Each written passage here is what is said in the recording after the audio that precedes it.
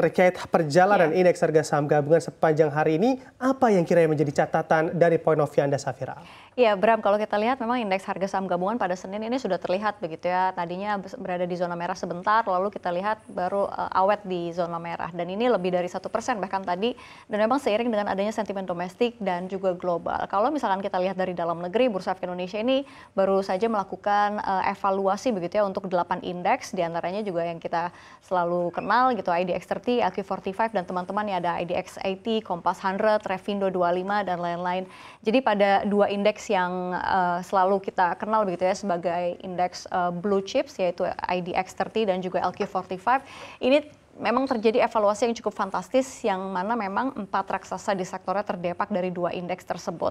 Dan kalau misalkan kita lihat selain itu ada fokus investor terhadap rilis laporan dari kita lihat fokus pelaku pasar begitu ya, juga fokus pada rilis dari laporan keuangan kuartal 3 2024 pada pekan ini, serta Badan Pusat Statistik yang akan merilis data indeks harga konsumen periode Oktober 2024. Bram. Ya, Anda sudah sebutkan begitu ya secara rinci apa saja kiranya sentimen yang ada dalam domestik, walaupun saya belum bertanya kepada Anda. Saatnya saya bertanya, sentimen global apa yang kiranya juga bisa dilihat dan dianalisa bagi para pelaku pasar? Ya, benar banget Bram, kalau dari mancanegara memang ada Amerika Serikat yang tentu saja ini akan merilis lowongan kerja dengan konsensus memperkirakan akan terjadi penurunan jumlah lowongan kerja begitu ya, menjadi sekitar 7,92 juta di tengah memang data tenaga kerja Amerika Serikat yang tampak sedikit membaik. Lalu ada juga PMI manufaktur China, kalau kita lihat ya bergeser sedikit ke regional, ini China akan merilis Purchasing Manager Index Manufacturing.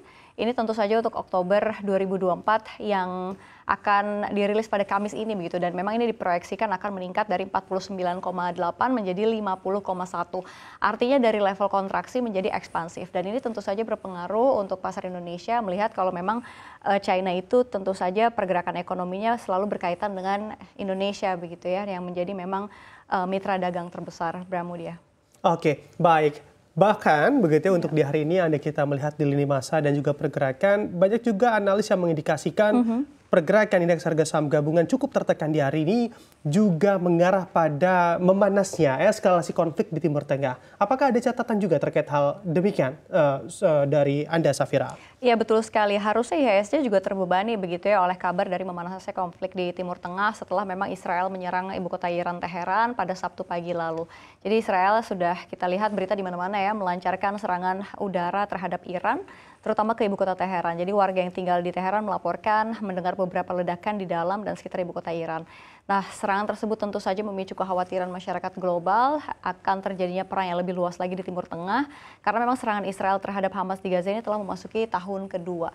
Jadi kembalinya meningkat tensi geopolitik di Timur Tengah ini tentu akan membuat kekhawatiran baru bagi pelaku pasar begitu ya, termasuk juga investor Indonesia yang memang berinvestasi di suatu negara. Jadi bukan nggak mungkin juga ya Bram, para pelaku pasar ini melakukan aksi profit taking terlebih dahulu hingga berujung lebih baik nyimpan cash aja dan memang mendiversifikasikannya ke investment yang lain seperti safe haven begitu ya. Dan kalau kita lihat memang emas ini lagi naik daun begitu ya kalau misalkan kita lihat ada perang-perang di Timur Tengah. Oke. Jadi cari aman terlebih dahulu begitu dengan mengkoleksi aset-aset safe haven seperti yang Anda katakan. Lalu apa secara emiten begitu yang juga perlu diamati dari pergerakan indeks harga saham gabungan di hari ini, Safira? Iya, kalau misalnya kita lihat tentu saja sektoral masih dari perbankan begitu ya, yang memang sebenarnya ada yang bagi-bagi dividen juga yang memang ikut terkena dampak dari situ. Tapi memang kalau kita lihat kita harus melihat fundamentalnya terlebih dahulu Bram. Meskipun perbankan big cap ini ya masih berada di zona pelemahan hingga hari-hari kemarin begitu ya, namun sepertinya memang kalau ada yang berbau-bau dengan The Fed begitu ya, dan memang keputusan-keputusan The Fed, pasti perbankan kita terpengaruh begitu. Dan kalau misalkan kita lihat juga saham-saham migas juga terkoreksi, dan di sini kalau kita lihat ada brand emiten Pak Prayogo, kita lihat terkoreksi 6,53% Bram pada penutupan hari ini, dan juga kita juga lihat ada Gotoh yang terkoreksi nyaris 3%.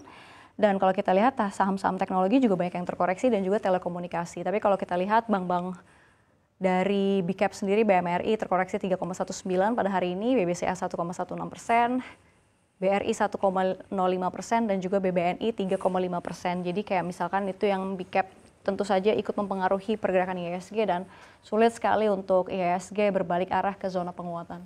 Oke, baik. Terima kasih Safira atas ulasannya begitu ya untuk dari Anda untuk para pemirsa CNBC Indonesia untuk melakukan analisa begitu ya sebelum memulai pasar kembali di hari esok.